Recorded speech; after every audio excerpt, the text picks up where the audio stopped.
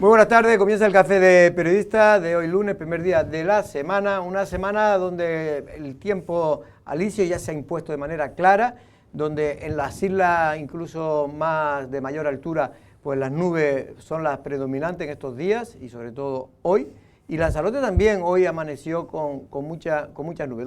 Don Pedro Martín, buenas tardes. Jorge, ¿qué tal? Muy buenas tardes, muy bien. ¿Cómo ha estado el fin de semana, Pedro? ¿Bien? Muy tranquilo. No ha habido ninguna fiesta, ¿no? Que yo sepa, este fin de semana sí, no eso hubo. se llama fiesta. Sí, fiestas ahí siempre, estos Lanzarote. El otro día fue el Festival M, que por lo general suele ser muy entretenido, pero yo me fui a la otra parte. Yo me fui a Los Ameos a un concierto que estuvo espectacular. ¿Ah, sí? El sábado. Don Andrés Martínez, buenas tardes. Muy buenas tardes, Jorge. ¿Cómo estamos? Muy bien, muy bien. Muchas noticias hoy en el informativo. Sí, siempre hay noticias, y más los lunes, ¿no? Que se acumula también cosas del fin de semana, ¿no? También está hoy con nosotros Valentín Ollané. Buenas tardes, Valentín, ¿cómo estamos? Buenas tardes, Jorge, muy bien. Bueno, Valentín, después vamos a tener en la segunda parte del Café de Periodistas la entrevista del día con Pedro Sanginés, el flamante y nuevo secretario insular de Coalición Canaria. Luego hablaremos largo y tendido, pero me gustaría una reflexión. Me imagino que has seguido algo del Congreso. ¿Cómo lo has visto?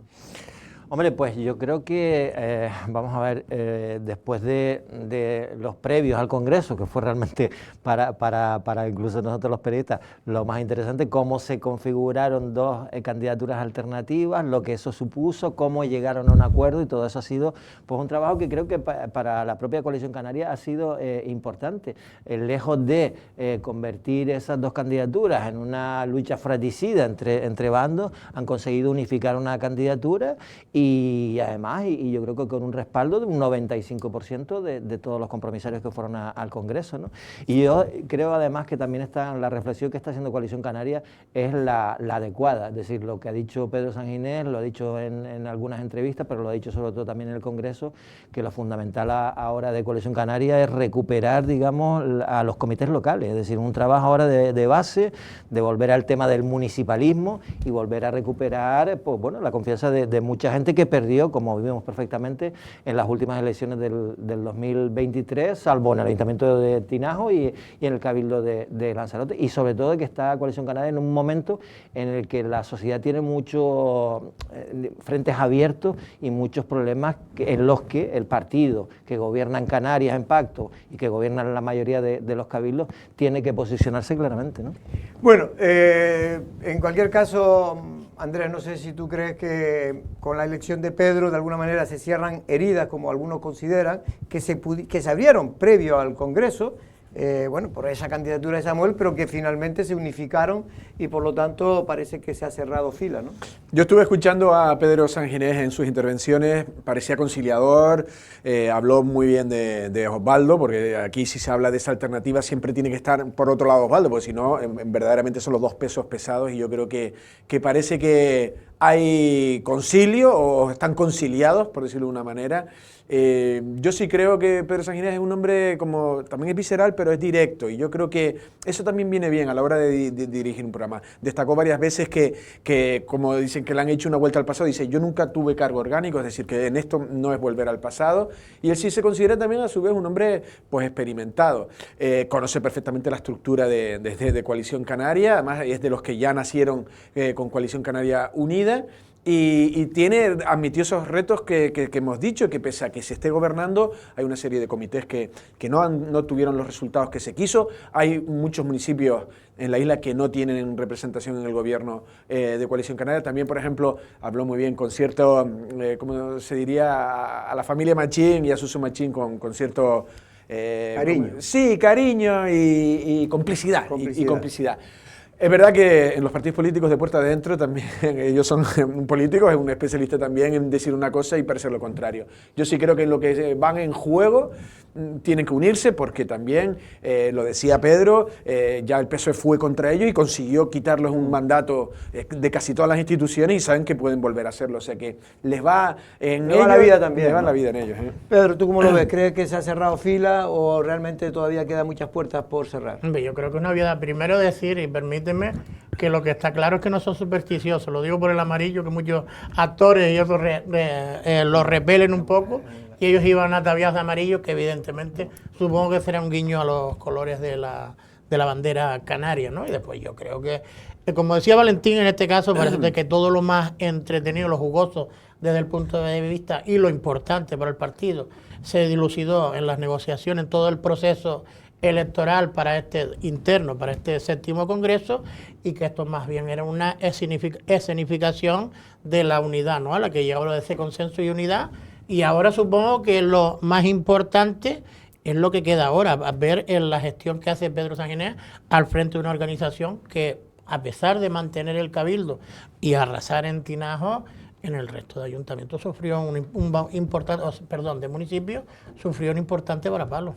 Bueno, yo creo que más allá de que todo el mundo tenga su opinión sobre Pedro, sobre la nueva ejecutiva, en fin, y es libre todo el mundo tener su opinión. Sobre Pedro Sanginés, que me estaba señalando Pedro para Sanginés, que lo digo que en cualquier caso lo que nadie duda son de dos cosas, que va a haber trabajo, porque Pedro Sanginés va a hacer trabajo, es un hombre que si está en un sitio es para trabajar, si no se está en su casa tranquilo, y luego que va a haber también, me imagino, que va a ser una candidatura, una secretaría general más política que a lo mejor que la del propio Midalia, por su propia forma de ser, por su forma de ser. Es decir, Midalia era una mujer muy moderada, así la quería todo el mundo, no tiene muchas aristas con la gente, todo el mundo la quiere, y Pedro es todo lo contrario. Pedro o lo odian o lo quieren mucho, ¿no? Porque no es de medias tintas.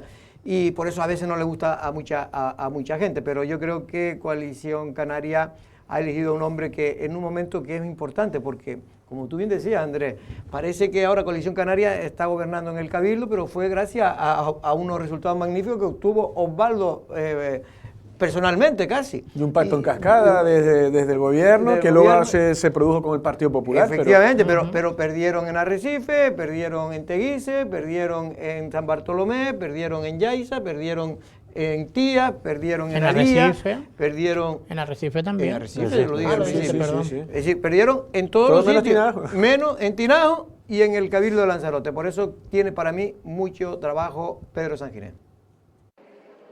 El Congreso de Coalición Canaria salió mejor de lo esperado, sobre todo cuando parecía que llegaba la división. La buena noticia llegaba al final de la semana con la unificación de las listas. El sábado Coalición Canaria celebró en el Centro Cívico de Costa Teguise el 7º Congreso con una sola candidatura encabezada por Pedro Sanginés, que fue refrendado por el 95% de los 178 compromisarios que ejercieron finalmente su derecho a voto. Con todo negociado previamente, Sanginés armaba una ejecutiva insular reforzada con algunas personas de la candidatura alternativa, como Samuel Martín, como vicesecretario y gerente insular. También estarán Olivia Duque en la Secretaría de Organización, Abigail González como vicesecretaria de Organización y Aroa Revelo como titular de la novedosa Vicesecretaría de Acción Territorial, Coordinación Municipal y Organizativa. Tony Cayero también ocupará una vicesecretaría y estará en el Consejo Político Nacional de Coalición Canaria. Pedro Sanginés, después de agradecer a la secretaria general saliente Migdalia Machín su gran trabajo al frente del partido y a Fernando Clavijo por el apoyo y la cercanía, se emocionó cuando quiso poner en relieve a aquellos familiares que le ayudaron en sus momentos políticos y judiciales más duros. Muy especial a quien sí se la quiero dar, después de que perdí a mi madre, porque... Perdón. Jesús Machín Tavío fue el encargado de resumir una de las ponencias sobre el modelo de crecimiento de Lanzarote basado en la sostenibilidad. La sostenibilidad en todos los ámbitos, el social, el económico y también, por ejemplo, el de la vivienda, ¿no? El tener una sociedad sostenible para que nuestro parque de vivienda, para que nuestro núcleo de vivienda pues pueda ser absorbido con la población y no como nos está pasando ahora con el exceso de población que hay. También abogó por la ley de residencia y una ecotasa limitada a los espacios naturales, pero con matices puestos para la delegación de Arrecife, que apostaba por una ecotasa universal de pernotación. Es por eso que defendemos en esta ponencia, tanto mi compañera Corín como yo, la ley de residencia urgente y necesaria. ¿Por qué? Porque no hay otra herramienta, sino el planeamiento junto a la ley para poder establecer el límite al crecimiento. Un congreso donde se cierran filas para que Coalición Canaria obtenga resultados históricos en las urnas de 2027. Bueno, pues después ya en la segunda parte del Café de Periodistas tenemos aquí precisamente al protagonista que es hoy político de la isla de Lanzarote, que es Pedro Sanginés, y con él hablaremos precisamente de lo que fue el Congreso y sobre todo de los retos de futuro que se ha marcado él como secretario general, pero sobre todo Coalición Canaria. Vamos a ver lo que nos cuenta. Por cierto, el aeropuerto, Pedro, siguen habiendo problemas ya más allá del taxi. Ahora las colas también se forman a la entrada, sobre todo en el control de pasaporte cuando vienen los británicos, que son nuestro principal turista. Estas son imágenes de las colas, creo, ¿no, Andrés? Sí, de las colas de control de, ¿no? De control de todo lo que es control de pasaporte y extranjería. Tanto entrada y salida. Claro. Y cuando hay bastantes vuelos, que suelen ser los domingos, ¿no? Los sí, domingos esto sobre todo. El sábado y domingo sábado y domingo ahora son los días fuertes sí. del aeropuerto. Claro, el los sábado yo creo que es retornos y las venidas también. No, y evidente. Perdona, perdona. Tú lo conoces, yo conozco nada más que lo que he leído en la CELO. Sí. No, simplemente que si ya luego se ha estado denunciando que se necesitaba, se hizo una especie de catálogo de policías que iban a ampliar, que eran unos 45, luego se ha quedado en 11 y luego ya se ha sabido que solo 2 irían al aeropuerto. Hemos hablado con el sindicato, con portavoz del sindicato Equiparación Ya, y ya tienen tal desconfianza que lo que solicitan es la independencia de la comisaría, o sea, que hay una comisaría en el aeropuerto de Lanzarote, claro, como hay en otros sitios, porque consideran que, claro, el comisario a lo mejor no ha querido hacer mucha leña, pero lo que considera que como lleguen algunos agentes, son tales las necesidades que también se tienen en toda la isla que como le dé algo, se los lleva para repartirlo en las tareas. Es que hace tiempo, y eso venimos defendiendo este medio de comunicación desde hace ya muchos años, que la autoridad desde aquí de Lanzarote y del gobierno de Canarias tiene que convencer a Madrid de que aquí el aeropuerto es el tercer aeropuerto posiblemente de Canarias. Bueno, lo es. El tercer, bueno, sería si el cuarto. Que tenéis hay dos, pero bueno, vamos a poner el cuarto. Reciben más de 3 millones de pasajeros. ¿Cómo no va? Si mira, Telde, ustedes de allí, don Valentín. Telde no, pero de Gran Canaria. ¿Tú eres de Telde? No, de Gran Canaria. Me refiero, en Telde creo que tienen comisaría propia.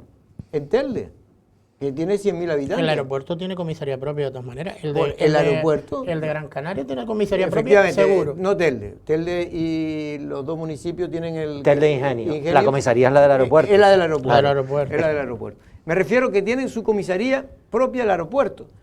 Hombre, ¿y cómo no lo va a tener un aeropuerto que recibe más de 3 millones de turistas o de personas todos los años? Yo creo que realmente se cae por su propio De todas maneras, esto es una reivindicación que tiene que ser trasladada de la dirección insular o primero de las autoridades aquí, que creo que Osvaldo en este caso sí ha levantado la voz por la disminución que se tenía previsto de agentes, porque al fin y al cabo, primero es una necesidad, hay que mejorar la infraestructura para también incorporar agentes. Y si no se puede mejorar la infraestructura, los agentes hacen falta de todas maneras, porque los vuelos evidentemente no van a dejar de venir, ¿no? Así que supongo yo que... Es que lo que pasa es que, vamos a ver, se aprueba, bueno, creo que al propio senador... Se aprobó el catálogo. Sí, pero al senador le dijeron que estaba aprobado el catálogo y que venían 45. De esos 45 se quedaron en 11 y solo 2 van al aeropuerto. Eso es una tomadura de pelo. Sí, lo que dijo Osvaldo, ¿no? Porque debe haber unos criterios según los cuales sea necesario o no que tengas primero un ratio de efectivo, que en el aeropuerto estamos viendo que fallan, porque lo hablamos también esta mañana, el Brexit fue el 2020, o sea, los ingleses y los irlandeses se convirtieron en extracomunitarios hace 5 años, y sabiendo que eso iba a significar un problema, porque son de los 3.200.000, 1.700.000 son solo del Reino Unido. Entonces, claro, a esos tienes que pedirles el pasaporte desde hace 5 años. ¿Cómo es posible que no se tengan en cuenta que es necesario reforzar la plantilla? Y casi lo de la comisaría, bueno, es necesario, supongo que eso será también por criterio, pero lo que sí que es necesario es poner más policías solo para el tema del pasaporte. José Valle, que es el presidente de la Cámara de Comercio, decía hoy en las voces de la mañana, decía precisamente que él también va todo consigo, porque es que el edificio ya del propio aeropuerto se ha quedado pequeño. Claro. Y es complicado para poner más casetas. Efectivamente. Pero lo explicaba, decía que, a ver, se necesitan también tantos agentes porque no tiene una zona específica de extracomunitario. Porque si tú tienes una zona específica de extracomunitario, claro, tú puedes, no hacen falta tantos agentes porque van y entran por el mismo sitio. La cosa que en este momento están todos mezclados Por ejemplo, tú te vas a Gran Canaria y es verdad que tienes que pasar un control de extracomunitario, que yo no, por lo menos yo no lo he pasado porque nunca he salido de Gran Canaria, pero que ahí desde que los pasas ya no te hacen falta tantos agentes porque pasan todos por el mismo filtro. Pasan todos por el mismo filtro. Bueno, pues ahí veremos a ver si las autoridades locales de Lanzarote siguen insistiendo. Lo sé que el Cabildo está ahí, también Pedro Sanginés, creo que ha estado con este tema desde hace tiempo, y Osvaldo Betancor, a ver si son capaces de influir también, porque esto tiene que hablar con el gobierno de Canarias y meterlo dentro de las negociaciones de Canarias-Estado, si no va a ser muy complicado que se pueda resolver, porque el PSOE de Lanzarote no lo va a resolver, es un tema que no puede, aunque crea que es necesario, son diputados que son muy obedientes y entonces saben que esto le va a crear un problema al ministro del Interior y saben que el problema, porque ellos saben que no solo lo tiene Lanzarote, lo tienen muchas otras comunidades. O a lo mejor es que Loli no se ha enterado. No, sí se ha enterado, pero como ellos creen que... Porque la diputada que yo sepa es Loli solo. Policía falta en todos los sitios, entonces ellos dirán, Loli, yo no puedo decirle, no puedo luchar por los intereses de Lanzarote solo, tengo que luchar por todo España, pero claro, al final siempre Lanzarote es la que lleva con este discursito, llevamos más de 20 años. ¿Por qué luchar por toda España? ¿Con que luche por las 3 provincias, las 3 islas que lo eligieron? ¿O las 4? Eso es lo que puede hacer si no está en un partido de obediencia. No, porque claro, tú estás en el PSOE o incluso en el Partido Popular y quien está gobernando es tú mismo, claro. Tú dices, oye, necesitamos más policía y te dicen que va, imposible porque ahora no tenemos dinero y eso es imposible. ¿Tú qué haces? ¿Sacas una nota diciendo exigimos? No, te caes, ¿ya? Porque primero está el interés del partido y después está el interés de la ciudad. Y después lo que suelen hacer esos partidos, tanto el PSOE como el PP, es cuando saben que hay una demanda total y absoluta, entonces hablan con el ministerio, chacho, que nos están echando aquí, nos estamos poniendo colorados porque... entonces lo que hace, le dice, mira, si no anuncia que van a salir 45 policías. Sí. Y entonces lo anuncia, lo vende, baja un poco el tal y después son 11. Pues si no puede sacar la nota... Sin contar los jubilados, porque la gente no ha contado, son 11 que se incorporan, pero se jubilan 3 o 4. Si no puede sacar la nota porque el partido le va a sentar mal, que negocie con Marlaska, el que vengan esos 45, para algo tiene que valer tener diputados, digo yo. La obediencia, claro, los telespectadores tienen que saber que es la obediencia a su partido, no la obediencia a la población de aquí, obediencia a la jerarquía de tal. Pero el PSOE, en este caso, si estamos hablando, lo paga bien, me refiero a quien es obediente. Digo, por ejemplo, Ángel Víctor Torres, todo lo que tenía de inmigración en Arguineguín y todo eso, había gente que decía, che, que no es normal que tú tienes línea directa con tal, mira lo que está pasando humanitariamente. Sí. Pues no se solucionó muchas cosas o no se solucionó casi nada. De hecho, aquí, a más, pues al final acaban siendo ministros. O sea, las cosas también tienen su premio. Y yo creo que también muchas veces, yo creo que Dolores Corujo podría ser más. Y yo creo que sí tiene cercanía. Dolores Corujo tiene capacidad para llegar arriba. Está en Madrid. Si ya quisiera. Y tiene un tema personal cuando viene Pedro Sanginés aquí, Pedro Sánchez. Y la verdad que yo creo que se puede hacer más. Y este tipo de cosas se demuestra cómo estamos como a la cola de las reivindicaciones. Sí. Bueno, pues vamos a ver lo que ocurre con este asunto. Por cierto, hablando del PSOE, también el PSOE celebró una asamblea en Tía y en Aría, y han salido, Alfredo Villalba sigue siendo... Ismael Cruz y Alfredo Villalba, los dos nuevos. Son nuevos, pero es verdad que Alfredo reedita el cargo. Ahí estamos viendo a Loli precisamente con Alfredo Villalba, que a ver si el miércoles lo tenemos por aquí. Y también a el de Tía, que es el señor Cruz, que tiene que ver algo con José Juan Cruz. Sí, creo que es sobrino, creo que es sobrino de Pepe Juan. Es decir, que allí queda todo en familia, Pedro. Bueno, ya no es por nada, pero supongo yo que Pepe Juan tendrá más familia y algunos evidentemente tendría que tener relación con él. Lo tengo claro, lo tengo claro. Bueno, por cierto, que el viernes tuvimos aquí una entrevista especial con Astrid Pérez, la presidenta del Parlamento de Canarias. No, más bien fue a tumba cerrada, pero bueno, a corazón abierto. Pero bueno, lo cierto es que no, pero la verdad que le puso no, porque no sé si ella había hecho alguna declaración en torno a Mato.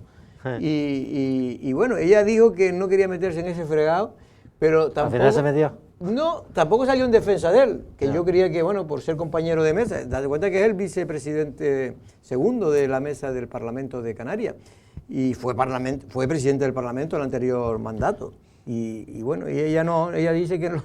Pues yo no le gustaría estar, pero Jorge, estás viendo que gente que está muy cercana a él pues tampoco se quiere mojar mucho. ¿Y para qué te mojas tú tanto entonces? Si tú no lo conoces tanto como Astrid. Dices tú que tú has dado tu opinión mojándote bastante.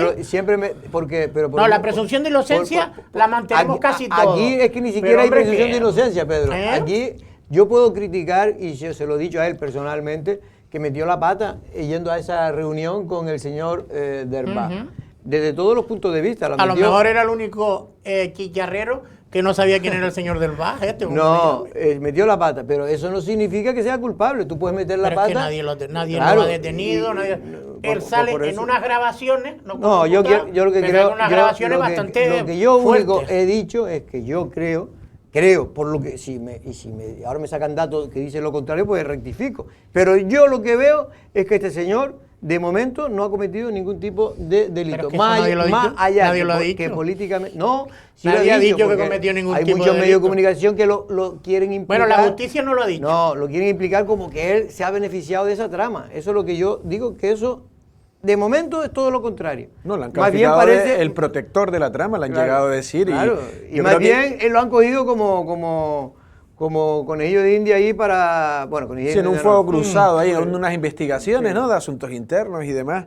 Hombre, la verdad que alguna de las frases él mismo lo dijo, dice, la verdad que si las escuchas así tienen mala pinta. Claro. Pero también por otro lado volvemos a lo mismo. Y Pedro, y ambos todos estamos de acuerdo, todavía no hay caso en el sentido de que no hay ni siquiera investigación directa con él. Claro, entonces mientras no hay...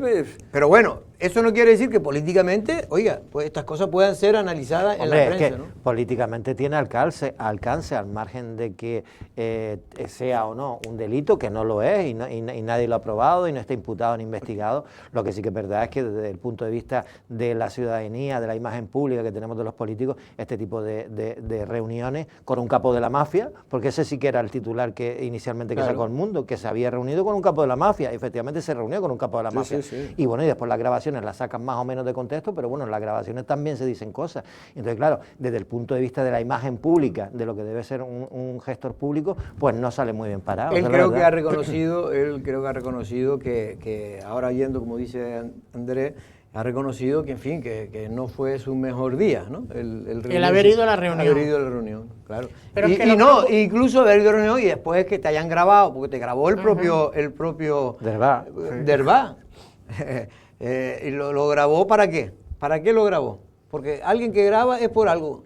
No, y le lanzó lo del presente. Claro. Eso era un anzuelo en toda, vamos, para tenerlo cogido. Y claro, escapó con eso. No, presente no, porque podría haber salido con otra broma o con algo que luego en la grabación no queda bien y te claro, si hubiera dicho, vale, bueno, pues ya a ver qué presente me hace y tal. Y se venga así, y a lo mejor lo estás diciendo con coña, pero queda registrado que tal, o sea que ahí, no sé. En fin. Pero dijo algo más Astrid, supongo. Bueno, digo muchas cosas, pero me gustaría oír para la parte esta porque, en fin, no sé, para que usted la interprete, a ver cómo lo ven ustedes, el tema de cómo trató de, en fin, salir como pudo de esa pregunta. Yo no me voy a atrever a hacer afirmaciones tan contundentes respecto a ninguna cuestión de esta. Yo no me atrevo primero no me atrevo a opinar. Desde el punto de vista jurídico, desde luego que no. Y es que es una situación complicada. Yo, desde luego, no se lo deseo a nadie. Bueno, pues ya veremos. Astrid habló de una cosa, Pedro, que no se quiso mojar tampoco, porque es que es difícil entrevistar a una presidenta del Parlamento, porque yo le decía, no, Astrid, usted como presidenta del Partido Popular, es que si no le puedo hacer una entrevista, porque es que... Pero le preguntaste, a mí me gustaría, si me permite ahora, de entrevistarte a ti, ¿le preguntaste por lo que ha pasado aquí en el Partido Popular? No, los últimos meses. Lo que le pregunté es por lo de María Jesús Tobar, cómo veía el tema, y ella fue muy lista, porque no lo había visto. No, dijo que efectivamente que defendió a María Jesús Tobar, dijo que se estaba haciendo una injusticia completamente con ella, y que ella lo único que había hecho era firmar la prescripción para que esa gente pudiera seguir cobrando. El levantamiento del reparo para poder seguir ayudando a gente que lo necesita. Pero, ¿y de Jacobo o de Jonathan? No, entonces yo le dije, pero ella le pregunté que ella había dicho, María Jesús Tobar aquí, como que había sido fuego amigo. Entonces ella desvió el tema, dice que lo único que, en fin, que si ya hubiera sido, más o menos dio de entender que si hubiera sido... Lo de Fuego Amigo que te dijo que en el Partido Popular estamos acostumbrados. No, me dijo que a lo mejor, que le digo, pero usted se va a presentar otra vez a las elecciones como secretaria general. Y dice, ay, pues no me lo he pensado. No, porque es presidenta. ¿Sabes que el Partido Popular son presidentes? No, pero ella sí le achacó un poco a Jonathan que no lo hubiera defendido y que no hubieran recurrido indirectamente, indirectamente. Del tribunal, indirectamente le dijo que un poco que ella, si hubiera sido alcalde, hubiera archivado las actuaciones para que no siguiera adelante este caso. Y luego lo de la fotografía le dije que si le extrañó que la fotografía, y dice, uy, y es que María José Tobar no la conoce nadie en Madrid, ¿cómo va allí alguien a sacarle una foto? ¿Sabes? Que eso vino a decir que fue intencionado. Y no creo que haya sido el PSOE porque también estaba Eva de Anta y no salía ninguna foto. Claro.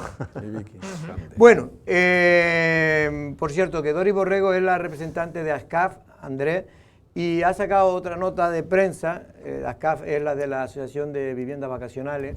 Andrés, otra nota de prensa, un poco transmitiendo a Clavijo, a Fernando Clavijo, el presidente del Gobierno de Canarias, la preocupación de miles de familias canarias por todo lo que ellos consideran que es un ataque que se está haciendo al alquiler y satanizando al alquiler vacacional y al sector, sí. ¿No? Sí, dice que es un asedio brutal, ¿no? Y lo que viene a decir que luego hay ciertas como desequilibrios, ciertas como injusticia, en el sentido que luego, por ejemplo, determinadas comunidades como Madrid y Barcelona casi que luego premian a los edificios de vacaciones, a los grandes tenedores y a los grandes propietarios. En Madrid hay mucho de eso. Que dice que rompe con la, ¿cómo se dice? La esencia que es del pequeño inversor que tuvo su tal, que se compró una segunda vivienda, que la puso en alquiler vacacional. Yo eso lo defiendo, porque así es como nace el alquiler vacacional y luego se convierte como un negocio ya para los grandes tenedores.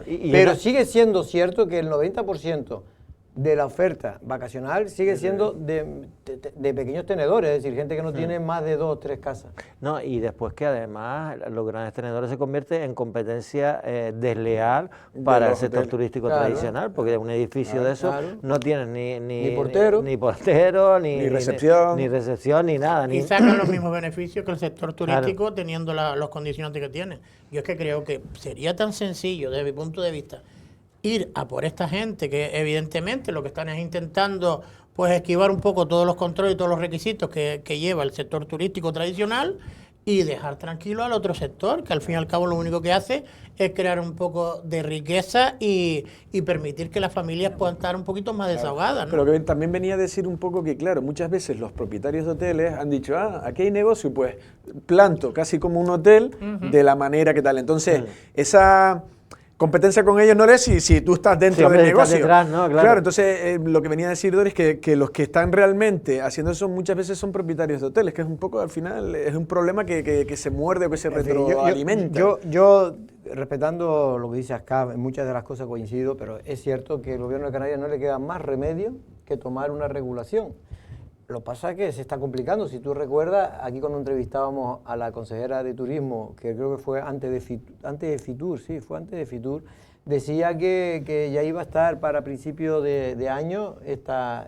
La primera fecha era en junio del año pasado. Esa fue la primera fecha que se dio para aprobarlo. Y después en enero de este año. Este año, a principios del año. Pero Doris dijo hoy que es que ya la consejera poco trabajo puede hacer ahí, que una vez que está presentado en el Parlamento, ahora ya es cosa del gobierno ahora y de los partidos. Ahora es el Parlamento de Canarias. Hasta bueno estaría que no se presentaran las alegaciones. Pero y eso que fue por el método de urgencia.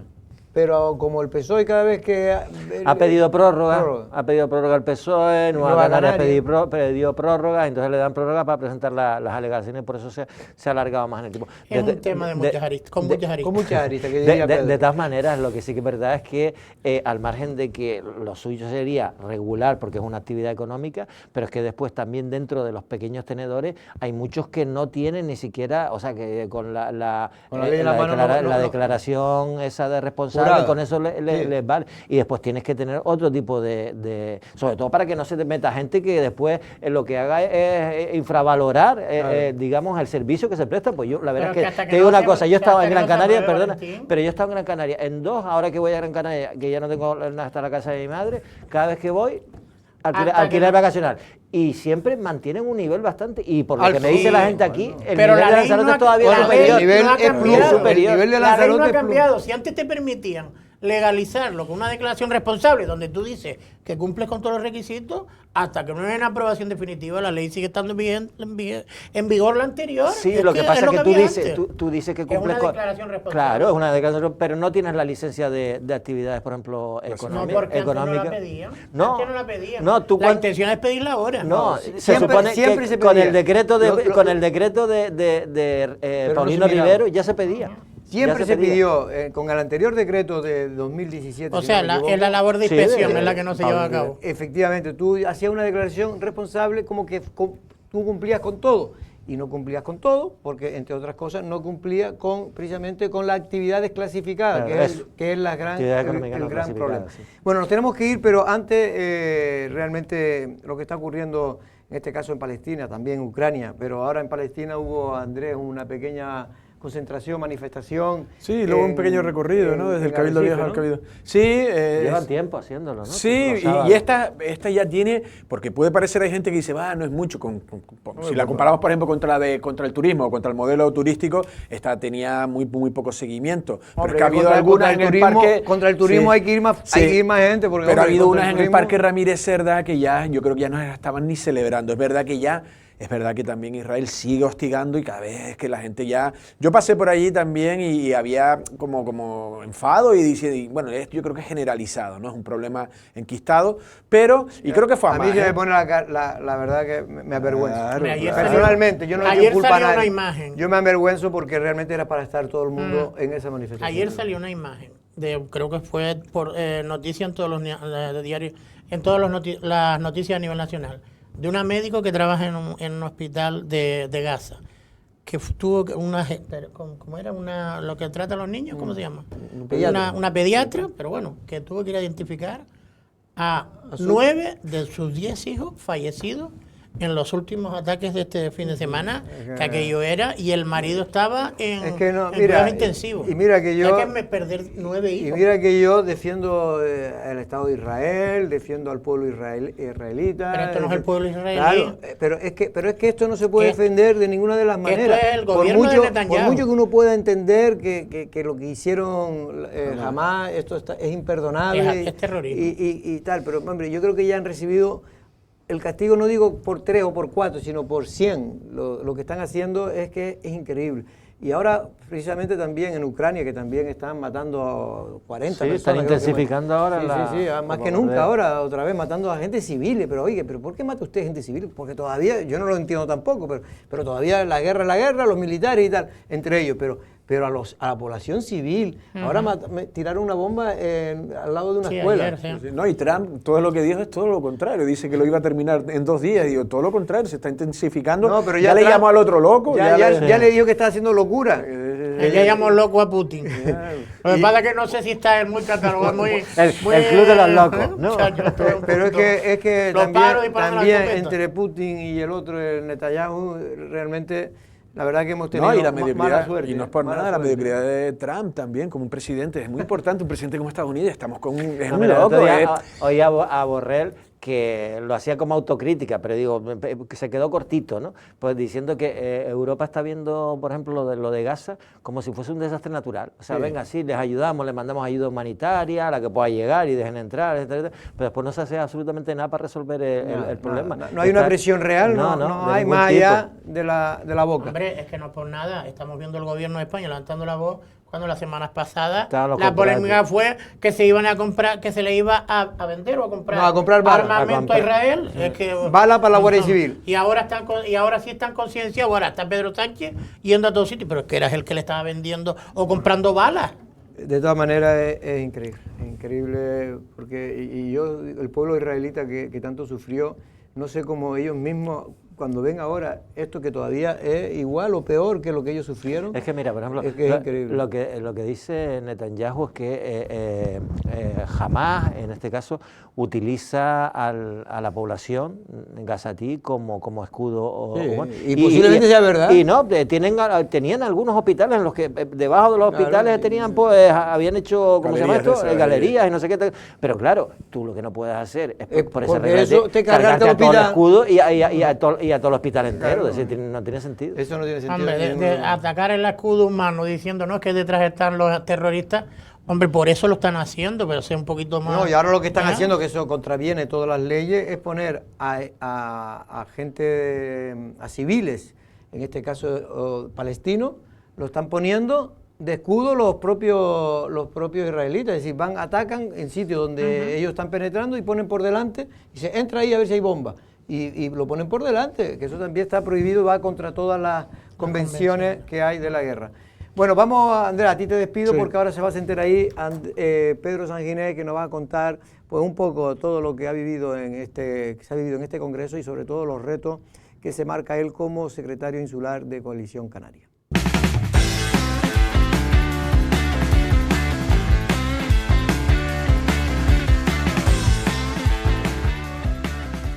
Bueno, pues ya estamos en la segunda parte del Café de Periodista y como tenemos al invitado en este caso a Pedro Sanginés, que el sábado salía elegido como nuevo secretario insular de Coalición Canaria en la isla de Lanzarote, después de un congreso realmente plácido para él porque se había unificado las dos candidaturas que iban a presentarse y finalmente la que él encabezaba, pues la que junto con la de Samuel, fue la que se votó en el Congreso del sábado. Buenas tardes, don Pedro, ¿cómo estamos? Hola, muy buenas tardes. Bueno, enhorabuena antes de nada, don Pedro.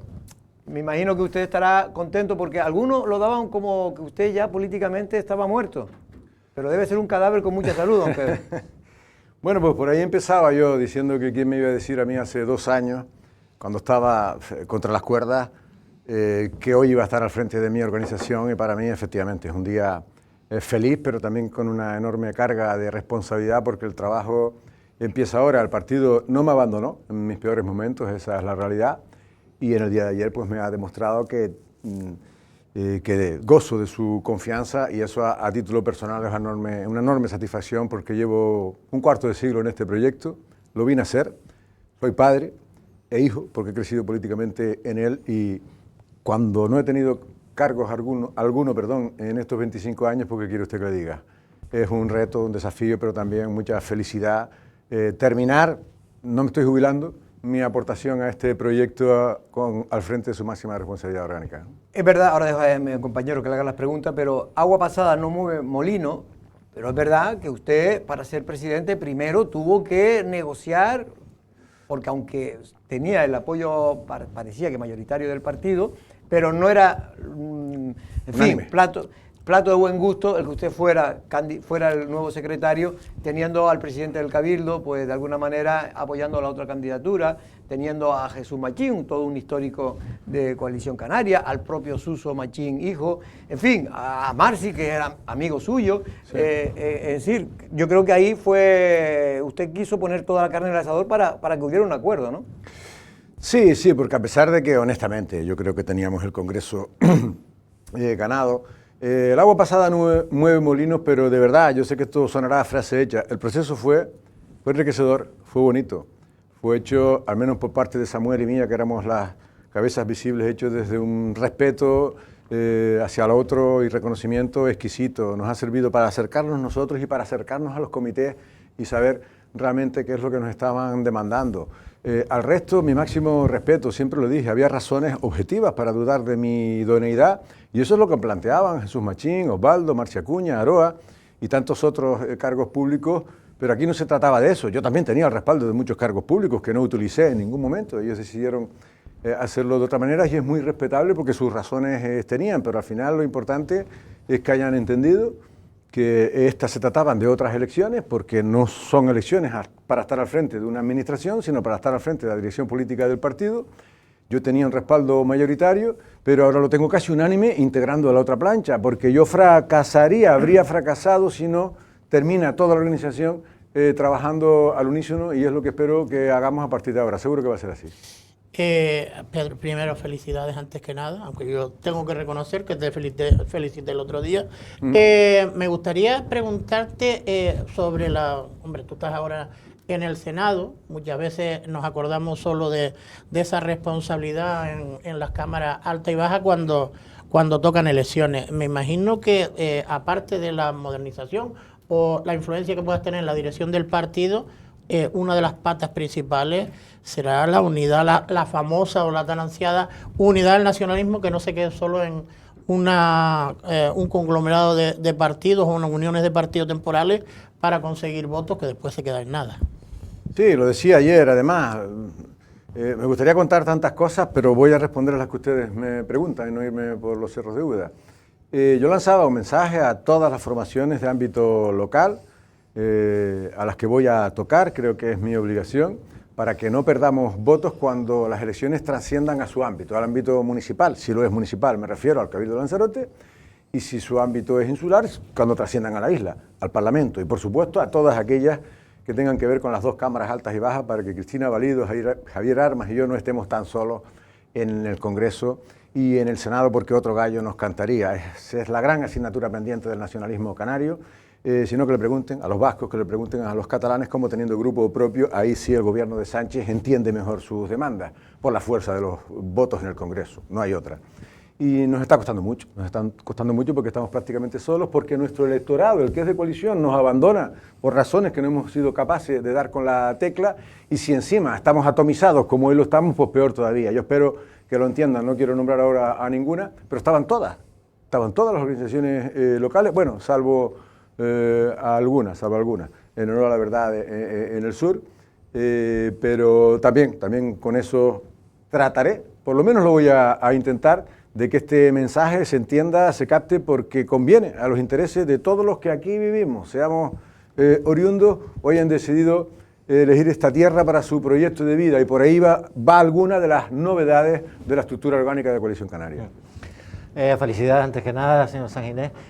Yo supongo que usted es consciente de que uno de los miedos que había en la candidatura inicialmente alternativa a la de usted era pues la posibilidad de que el que sea secretario general y sea la figura más importante a nivel orgánico del partido pudiera significar que eso se trasladase a que usted quisiera tener aspiraciones nuevamente de estar en administraciones públicas, entiéndase el Ayuntamiento de Arrecife, el Cabildo de Lanzarote, etcétera, etcétera. Usted lo ha dicho por activa y por pasiva, que no tiene ansias de volver a las instituciones, pero nunca digas de este agua no beberé, que también lo ha puesto usted alguna vez. Me gustaría saber cómo es la relación con Osvaldo Betancourt, si cree que hay que seguir apoyando a Osvaldo Betancourt como cabeza de lista, por ejemplo, al Cabildo de Lanzarote.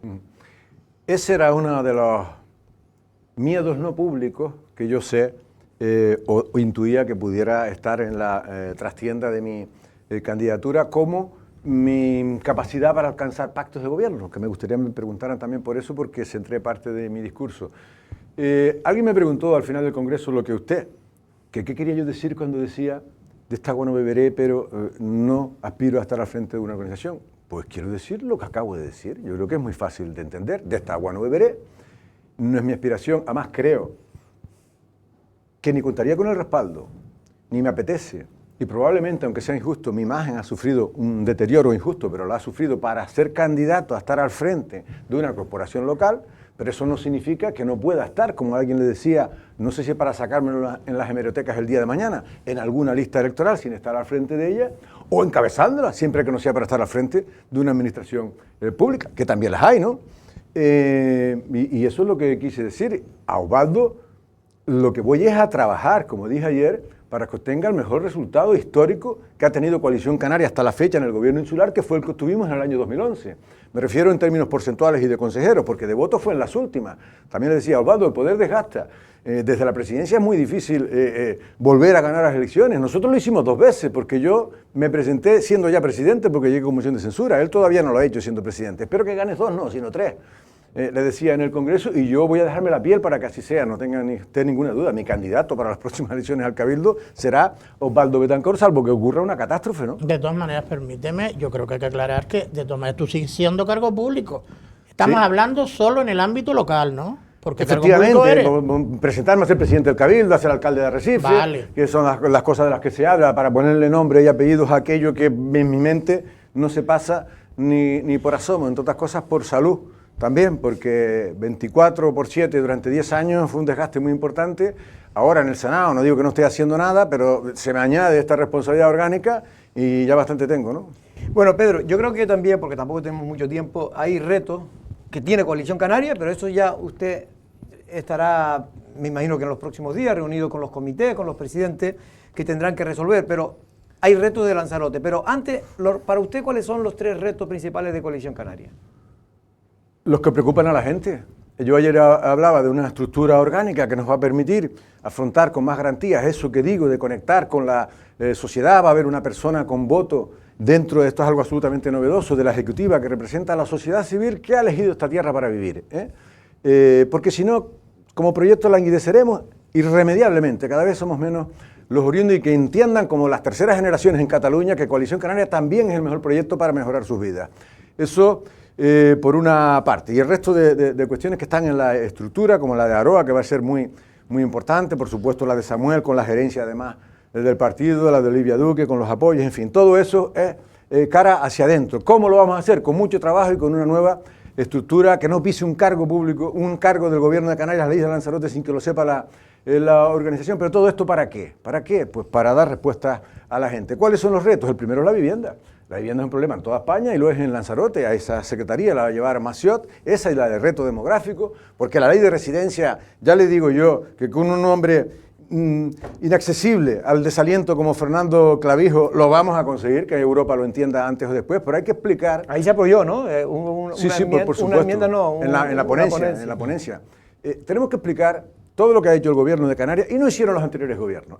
Los decretos que ha sacado el gobierno de Canarias para facilitar suelo, para que edificios se puedan habilitar para viviendas, que lo conozcan los ayuntamientos y además lo exploten, lo desarrollen, lo apliquen. La RIC, por poner un ejemplo, que ahora se puede invertir nuevamente en vivienda, los empresarios lo saben, algunos sí, otros no, pero hasta pequeños empresarios lo pueden hacer. Todo esto es algo que Coalición Canaria tiene que dar a conocer, tiene que acercarlo al empresariado, a las administraciones y poner sobre el papel también todo lo que está haciendo el Cabildo.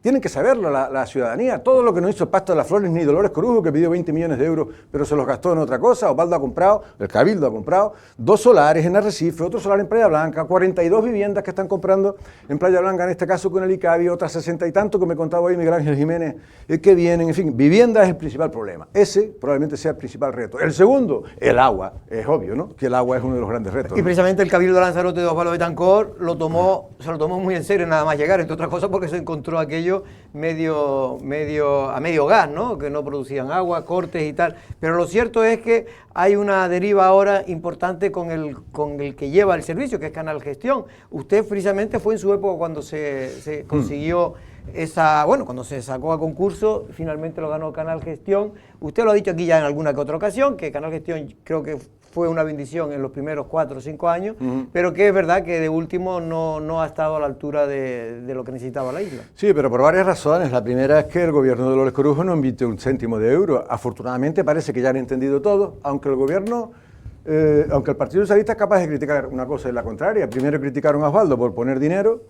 que decían ellos que debía poner el canal, y luego lo criticaron porque en los presupuestos no había dinero para el ciclo integral del agua. Ahora, afortunadamente... Eso es lo bueno, estar en la oposición tiene eso de bueno. Sí, tiene eso, ¿no? Ahora se está invirtiendo un montón de dinero, ya lo ha anunciado Osvaldo en estos días, 5 millones para la Red Norte, en fin, para los bastidores, 3 millones, nuevas desaladoras que vienen. Todo eso hay que hacerlo para ayudar a que el ciclo integral del agua sea viable. A esto que se le sumó que en el modelo económico de Canal Gestión ellos preveían que los clientes que más pagaban, que es la industria turística, las 50 desaladoras privadas pseudo-ilegales que había, pasasen a ser clientes, pero hubo una sentencia sobrevenida por una directiva europea y eso se cayó del modelo. Si a esto le sumamos que el precio se debió subir en el año 18 y no se ha subido desde entonces, ese es el gran problema. Y esto es algo que sí le digo al ya gobierno. desde su época tiene que haber subido, Es que el agua de abasto doméstica era la más barata en Canarias en el año 2013 en Lanzarote. Desde entonces han pasado 12 años, ha seguido subiendo en el resto de Canarias y en Lanzarote no. Cuando que el 30% del coste de la desalación, que es la energía, se ha disparado un 200, un 300 o mucho más, ¿no?, en estos últimos 12 años. Si no se sube el precio del agua, el sistema no es autosuficiente, y si no es autosuficiente no lo será. Pero no será para nadie. Para nadie, ni para Canal, ni para asumir la gestión directa, ni para que venga una empresa a una nueva concesión o para una empresa mixta. La solución pasa. Yo sé que el gobierno ha hecho lo que debía. Hay una sentencia que lo obligaba a revisar los precios, se ha enviado a la Comisión de Precios y la Comisión de Precios ha dicho que no. Pero no debemos alegrarnos de eso, porque si no se sube el precio del agua, el ciclo integral no será viable para nadie, ni para la gestión pública ni para la gestión privada. Y por lo tanto no habrá un servicio de calidad. ¿Qué quiere la gente? Que el agua salga por el grifo. ¿Qué quiere el campo? Que no haya cortes y se pueda regar. Dice, pero usted le va a subir el precio del agua ahora, sin solucionar eso. Es que si no se hace, no se soluciona porque es una pescadilla que se muerde la cola. Sí, sí. Esa teoría la tengo yo diciendo hace mucho tiempo. A mí me gusta primero alegrarme de que a pesar de que el motivo de la entrevista es la Secretaría General, es algo orgánico, pero que se traten los problemas reales de los ciudadanos. Yo me voy otra vez a la parte orgánica. Me gustaría saber si de una vez por todas, pues yo creo que muchas veces falla en Coalición Canaria y en el resto, el partido va a coordinar las políticas de los comités donde se está en la oposición y de donde se está en el gobierno, porque muchas veces parecen 8 reinos de taifa. Bueno, yo decía ayer, por eso la figura de Aroa, que no solamente es para cuando nos visitan cargos del gobierno, sepamos a qué vienen, a qué no vienen, y podamos coordinar y comunicar y fluya la información. Los comités están para recoger sugerencias, para contar lo que estamos haciendo, para que sean altavoz de lo que hacemos, pero sobre todo para que lo que luego plasmamos en los programas de gobierno sea ejecutado en los gobiernos en los que estamos. No se trata ni de cometer injerencias, ni de generar conflictos entre el partido y los gobiernos, ni mucho menos. Se trata de que seamos coherentes con la razón de ser de los partidos políticos. Eso es imposible, que se cometa una injerencia, porque el que se ha presentado el partido, con 8 personas, o 10 o 12, pero el que tiene que marcar la política del partido. Bien, pero yo sé de lo que estoy hablando. Y es verdad que en ocasiones especialmente como se encontró Osvaldo y este gobierno el Cabildo. Yo siempre comparo al Cabildo con un enorme transatlántico que iba más o menos a una velocidad de crucero con ciertos errores. Nos quedan muchas cosas pendientes de las que no hemos hablado, estratégicas. Me gustaría dar alguna pincelada. Y Osvaldo se lo encontró en el dique seco porque el gobierno anterior, su razón de ser, su proyecto político era acabar con Coalición Canaria, que iba a morir. Iba a morir de inanición en la oposición y ya de paso se centraron en esa idea y en acabar con Pedro Sanginés. Yo creo que más bien lo segundo. Como dije en el Congreso, hemos vuelto con más fuerza que nunca, Coalición Canaria y Pedro Sanginés. Aquí estamos, sé que se han matado a trabajar y no han tenido tiempo de conectar más con el partido, con la organización, y yo estoy convencido, ya he pedido a Osvaldo una reunión la próxima semana con el gobierno y con él mismo para empezar a coordinar. Ya tengo muchas tareas encargadas, algunas de esas secretarías. Y miren, hay que explicar las cosas a la gente. Yo respeto mucho las manifestaciones. Me preguntaban, digo, no, sí, lo voy a poner en el discurso. Coalición Canaria aprobó en su congreso, porque hay un grupo de trabajo, para una nueva fiscalidad al turismo, ¿vale? Una ecotasa, vamos. No, una ecotasa no, porque es que la ecotasa es un grave error. Lo que tiene Baleares, aunque le llaman ecotasa, no es una ecotasa. Una tasa, para que los ciudadanos no entiendan, es cuando usted paga a cambio de un servicio X. Ecotasas ya tiene Lanzarote, que fue pionera. Lo de los centros turísticos sí vienen a hacer ecotasas, porque usted paga pero se le presta un servicio. Todas las entradas que tenemos. El Cabildo ahora ha dado un avance más, está regulando la visita a los espacios naturales del parque, todo lo que ellos no hicieron. Decía que ese grupo de expertos está estudiando una nueva fiscalidad que bien pudiera ser un impuesto a la pernoctación, que es lo que ellos llaman ecotasa, pero no lo es. Ni es ecotasa, ni cualquier otro aditamento que se le pueda poner a la tasa, porque eso no es una tasa, eso es un impuesto. ¿Que vamos a poner un impuesto? Puede. ¿Que vamos a subirlo a través del IJIC? Puede. El grupo de expertos lo analizará y Coalición Canaria sí hará lo que no estaba en su programa. Lo digo porque es lo que no hicieron el Pacto de las Flores y Dolores Cruz en 4 años, llevándolo en su programa para exigirlo al día siguiente de salir de los gobiernos. Pero la ponencia que se debatió en este Congreso no se aprobó, precisamente. Sí, se aprobó esto, que vamos a apostar por una nueva fiscalidad al turismo con un carácter finalista, lógicamente, ya veremos si para recuperación de espacios degradados, ¿por qué no? Algo que ha dicho usted y que yo compartía mucho antes.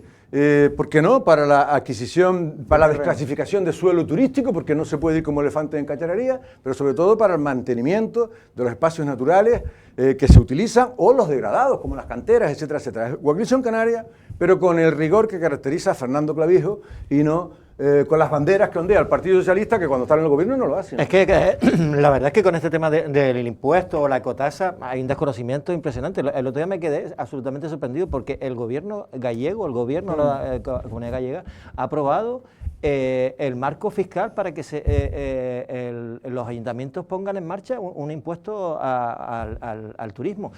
Es verdad que solo lo van a poner 2 de momento y no son ninguno del PP, uno es A Coruña y el otro es Santiago de Compostela, uno de BNG y otro del PSOE, pero ha puesto el marco. Y decía el otro día Cristina Valido, por cierto, la presidenta del Cabildo de Tenerife, Rosa Dávila. Decía Rosa Dávila que el impuesto que plantean ellos podría incluso, tener, digamos, la característica de que no se aplique a los residentes, por ejemplo, o a la gente que venga a trabajar. Efectivamente, por ahí van los tiros y además flexible y variable. Quiero decir con esto en función del municipio, porque no es lo mismo un municipio con una enorme presión turística que un municipio donde está absolutamente despoblado, ¿no? Entonces, que cada municipio tenga la capacidad de adaptarse a... Esto es un tema técnico muy complejo que hay que abordar, como decía antes, con rigor y técnico y con menos populismo del que se está haciendo, porque yo todos compartimos prácticamente casi todos los lemas de las manifestaciones que están teniendo lugar, que estoy convencido que el 90% de las personas que ahí están lo hacen con la profunda convicción de que merece la pena hacerlas, no así otros que son células durmientes que solo despiertan cuando el PSOE no está en el poder. Y eso también tengo que decirlo como alguna fundación. Mira, el tema del taxi, ¿cómo lo vas a plantear? ¿Desde el partido se va a estudiar este tema? ¿Es un tema complejo? ¿Se va a intentar insularizar? O como ha hecho bien, creo yo, desde mi punto de vista, el Cabildo, de proponer una herramienta que podría mejorar, no va a solucionar el problema, pero mejorar el servicio. Bueno, lo de la herramienta no tiene nada que ver con la insularización, desde luego cualquier herramienta técnica que permita mejorar y hacer más eficaz la gestión de servicios de taxi, yo creo que es bienvenida sea y no creo que a eso se debieran oponer. Digo se debiera porque se opusieron en el pasado, pero eso no significa la insularización, significa nada más que ser más eficiente con una central única, supongo, ¿no? Sí, pero que se permite a un taxi, si está un taxi de San Bartolomé que esté empleada blanca... No, pero es que no es lo mismo, una cosa es la central única para gestionar y otra cosa es cómo se gestiona. O sea, ¿qué es lo que está? Son dos cosas. Son dos cosas distintas. Yo, honestamente, creo que en el aeropuerto sí hay que tomar alguna medida, a ser posible, de la mano del sector, como no, pero cuando uno tiene responsabilidad política es verdad que también tiene que tomar decisiones y que el aeropuerto es una zona sensible, yo creo que eso se cae de maduro, ¿no? Y que por mucho que se aumenten 10 o 12 licencias, creo que no se va a solucionar el problema. También se lo digo, en este caso, a ver, yo quiero escuchar, porque no conozco en profundidad tanto a unos como a otros, al sector del taxi y al propio gobierno, pero no me voy a poner yo a erigir yo en lo que no soy, y es el presidente del Cabildo Lanzarote y la Consejería de Transporte, que es quien tiene las riendas de eso, ¿no? A mí me gustaría preguntarte, Pedro, si tu cargo como secretario general de Coalición Canaria es un impedimento para ver otro tipo de pactos que los que hay actualmente en Lanzarote. No, mira, ¿prefiere hablar con el PSOE, por ejemplo? Por ejemplo, como ayer no estaba, digo... No, ayer... tenían asambleas, creo. Tampoco estuvimos nosotros en su congreso, he dicho sea de paso. No sé las razones entonces. Pero se les invitó. ¿Se nos invitó a nosotros? No, no lo dijo el de ayer. Yo sí, por supuesto. Y yo hablé hasta con 4 o 5 cargos del PSOE, porque me habría gustado que estuviesen, la verdad. Y esas fueron las razones por las que me dijeron que probablemente no estarían, pero que no pasaba nada, que no pasaba nada en el sentido que los puentes, el diálogo, es que tiene que haberlo. También he hablado con Astrid y con el Partido Popular. Mire, yo no estoy expresando una querencia para estar con el Partido Socialista. Estoy expresando que con ustedes no necesito puentes porque en este momento estamos en el mismo barco. Los puentes se tienden con el barco en el que no estás, ¿no? Por lo menos para tener la posibilidad de diálogo. Ayer me decían, yo puse énfasis en uno de mis hándicaps, no sé si lo dije antes ya, la imposibilidad de alcanzar pactos, ¿no? Sobre mi persona. Digo, pero si he sido el hombre de los pactos de Coalición Canaria, no porque yo quisiera. Todos, en los últimos 10, 15 años, todos los pactos, como 10, los he negociado yo. Primero cuando quise hacer presidente a Manuel Fajardo, antes de yo ser presidente. Luego él se retiró y me tocó a mí, mira que me resistí. Fue el primero cuatripartito que llegó al final, 2 legislaturas después. Alcancé 2 pactos con el PP, 2 pactos con el Partido Socialista, aunque lo olviden, van 5, Midala me encomendó en el pasado mandato, otro con Aría, van 6, y los 3 pactos actuales los negocié yo, por encomienda de Midala Machinga, Recife, y digo, pues, tan malo no seré, o alguna habilidad tendré, cuando acá hasta la fecha, y de todos los colores políticos, he sido el hombre de los pactos. Es posible que haya alguien en el Partido Socialista que sí sea un impedimento para alcanzar un acuerdo conmigo, pero ese será un problema del Partido Socialista. Lo que no va a hacer el Partido Socialista decidir quién está al frente de la dirección de Coalición Canaria, porque ya lo decidieron el sábado pasado. Valentín, claro. Última pregunta porque nos tenemos que ir ya. Claro, lo que todo el mundo piensa en este caso, señor Sanginés, es si Carlos Espino descuelga el teléfono, se lo descuelga Dolores Corujo, es decir, que ahí sí que las chispas saltan, ¿no? Por cuestiones obvias que todos sabemos, ¿no?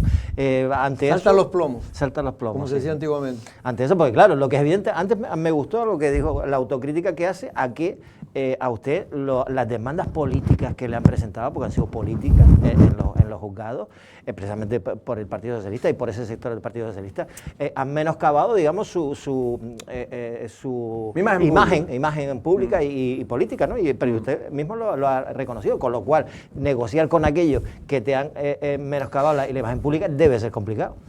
Sí, pero no es imposible. Ni me tengo que sentar yo si son esos a los que eligen como representantes, ni tienen que ser esos los que negocien por parte del Partido Socialista. Yo insisto, es mi obligación y Pedro Sanginés no va a ser un obstáculo si fuese menester o necesario alcanzar un acuerdo con el Partido Socialista, que a lo mejor no lo es. Nosotros tenemos un pacto de gobierno en estos momentos que no hay ningún viso de que pueda romperse de aquí a 2027 ninguna de las 3 administraciones en las que estamos, porque soy no solamente el que lo negoció, sino el miembro de la mesa negociadora si surgieran conflictos. En teoría, en el 2027, ese pacto es el que tiene más probabilidades de tener solución de continuidad, también lo digo, lo cual no significa que estemos condenados a seguir gobernando con el Partido Popular, y eso lo debe saber el Partido Popular, y eso yo quiero que lo sepa el Partido Socialista. Mire, con esto termino, Jorge, es verdad, y en las redes hay mucha gente que, claro, desde el anonimato dice barbaridades sobre mí. Yo solo puedo decir que las denuncias no solamente fueron políticas, sino que hasta el día de hoy mi imagen se habrá desgastado, pero soy el político más multiabsuelto, probablemente, de la historia de Lanzarote, y así va a ocurrir con el que me queda por celebrar. No por mucho denunciarte eres más culpable. Como muchas veces te preguntamos, sobre todo cuando lo estás pasando mal, por eso que estás relatando, ¿de quién te acuerdas? ¿De quién te has acordado cuando fuiste secretario general, cuando te nombraron el otro día secretario general? A ver si esta vez lo consigo, porque cada vez que lo nombro me vengo abajo, debo estar un poco mayor o ñoño. La primera persona que me acuerdo, por supuesto, es de mi madre, que sufrió todo esto. Es verdad que en unas condiciones no estaba en plenitud de facultades, pero lo sufrió y no pudo verme ni absuelto ni volver de alguna forma a esta orilla, ¿no? Después de que estaba prácticamente ahogado, que para mí supone ponerme al frente del partido como un renacer, ¿no? Primero me acordé fue de ella y también de las personas que han estado muy cerca de mí en lo más personal, de mi hermana Zeneida, que ha sido como una segunda madre. Me tuvo que mantener porque me tuvieron 1 año y pico en la absoluta indigencia, ¿no? Desde la más absoluta injusticia, por supuesto, de todo el partido, toda la organización, de principio a fin, empezando y terminando por mi compañero, amigo y por último presidente, Fernando Clavijo, a quien conozco hace más de un cuarto de siglo y conté la anécdota que no voy a repetir. Él me preguntó, le dije que no tenía nada de qué preocuparse y fue suficiente para que yo hoy esté donde ahora estoy, ¿no? Pues don Pedro Sanginés, tendremos más tiempo para ir desgranando poco a poco la política que usted y su equipo, porque me imagino que va a contar con su equipo, va a llevar a cabo en los próximos años como secretario insular de Coalición Canaria. Pues nada, nos veremos en una próxima ocasión. Nos veremos. Y ya le preguntaremos también sobre el tema de cómo mañana hago pregunta a la ministra importantísima en el Senado, a 2 días de celebrarse en el Supremo una vista para que explique por qué siguen incumpliendo la sentencia que les obliga a acoger a más de 1000 menores inmigrantes. Por cierto, me dicen que me queda un minuto. Don Pedro, ¿usted ha pensado mucho en el señor Mato? ¿Se ha visto el señor Mato, estoy hablando del que es vicepresidente segundo del Partido Socialista, que se ha visto envuelto ahí en una trama mafiosa policial, que realmente está demostrado que él, hasta ahora por lo menos, no tiene nada que ver con ella, pero está envuelto en medio de un jaleo? Si eso le hubiera ocurrido a usted, don Pedro, ¿dónde estaría? hablando usted con un presunto mafioso. A mí me llevaron 11 pendrives, 2 discos duros, mi vida entera. Y yo dije al día siguiente, no sabía que estaban buscando. Busquen lo que quieran. Mi vida, yo tengo la prueba del algodón, que no creo que resistiera a ninguno de ellos.